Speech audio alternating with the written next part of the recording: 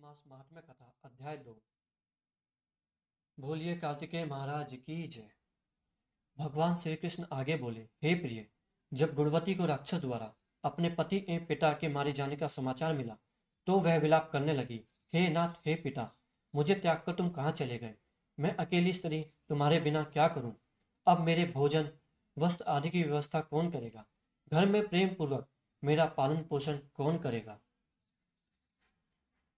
मैं कुछ भी नहीं कर सकती। मुझ विधवा की रक्षा कौन करेगा? मैं कहाँ जाऊं? मेरे पास तब कोई ठिकाना भी नहीं रहा। इस प्रकार विलाप करते हुए गुणवती चक्कर खाकर धरती पर गिर पड़ी और बेहोश हो गई। बोलिए शिव गौरी पुत्र कार्तिकेय महाराज की जय।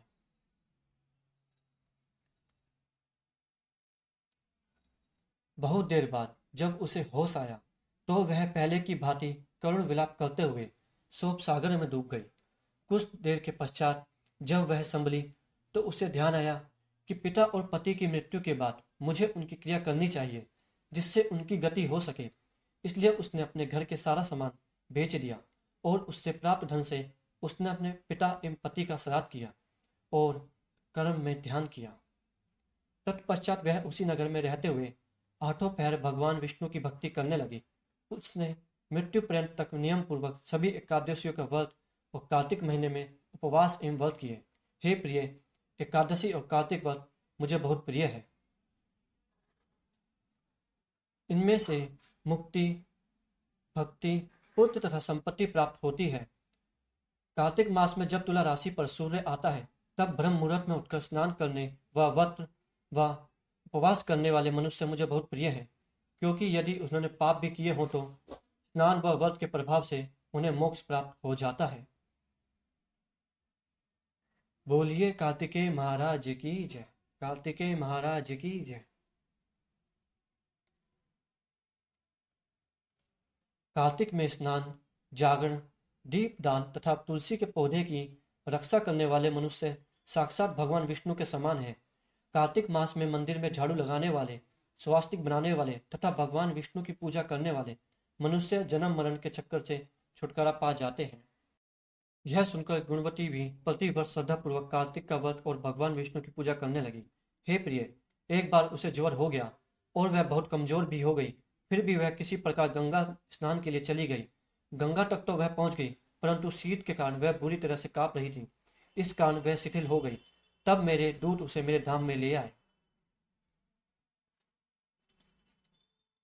बोलिए कार्तिकेय महाराज की जय। कार्तिकेय महाराज की जय।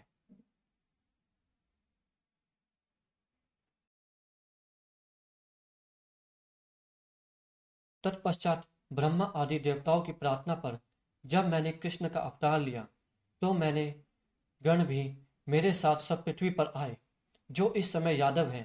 तुम्हारे पिता पूर्व जन्म में देव शर्मा थे तो इस समय सत्राजित हैं। पूर्व जन्म में चंद्र शर्मा जो तुम्हारा पति था वह डाकू है। और हे देवी, तू ही वह गुणवती है। कार्तिक व्रत के प्रभाव के कारण तू ही मेरी अर्धांगिनी हुई।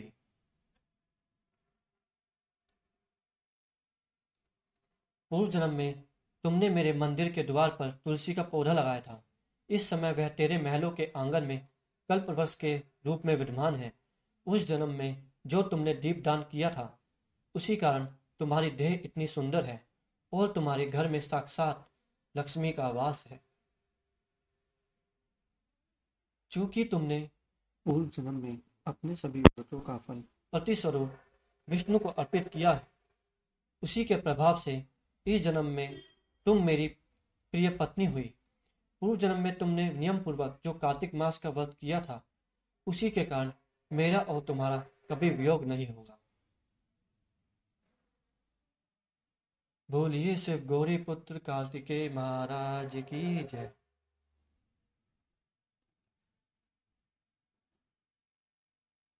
इस प्रकार कार्तिक मास में व्रत आदि करने वाले मनुष्य मुझे तुम्हारे समान प्रिय हैं।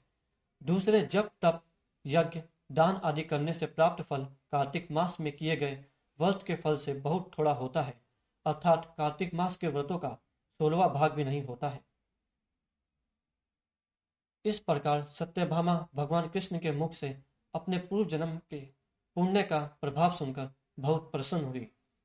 बोलिए कार्तिकेय महाराज की जय, सबकी मनोकामनाएं पूर्ण कीजिए। कार्तिकेय महाराज की जय।